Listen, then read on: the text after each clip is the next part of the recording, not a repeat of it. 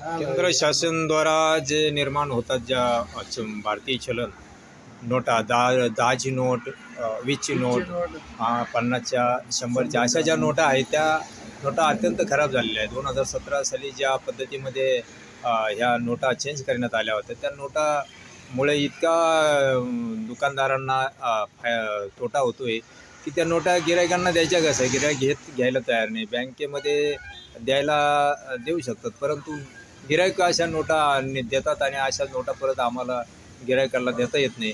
तेव्हा भारत सरकारने या संदर्भात रिझर्व्ह बँक ऑफ इंडिया यांनी या नोटाच्या संदर्भात चांगली भूमिका घ्यावी. अशा प्रकारचे आपण एका दुकानदार सद्गुरू किराणा स्टोर्स यांच्याशी आपण चर्चा करणार आहोत. काय नाव आहे आपलं? दौलत वक्ते. वक्ते साहेब, काय म्हणणं आहे तुमचं? नोटा दाखवा. हे बाई, हे नोटा आहे ना अशा रोज दिवसाड अशा भांगार खराब नोटा येते ना. ते सरकार, माझं म्हणणं बाई यांनी चांगला कागद वापरावा. आता हे कागद असा, हे बा आता हे कागद आहे, हा वापरेल कागद आहे का? हा बा बरं, हे नोटा अशा काय असं चुरगळ नका. नाही, हे बा कागद किती खराब फाटलेल्या नोटा असतात.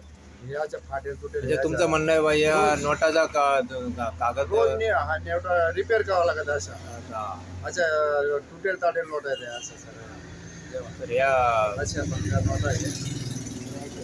भारत सरकारने याच्या संदर्भात हे घ्यावं लागतं. अशा नोटा सगळ्या खराब आहे. तर त्याचे ते फाटेल तुटेलच येते सगळ्या, दोन दोन तुकडे झालेले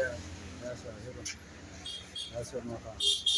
त्याचं कागद एवढा चांगला वापरला नसल्यामुळे लवकर खराब होतात.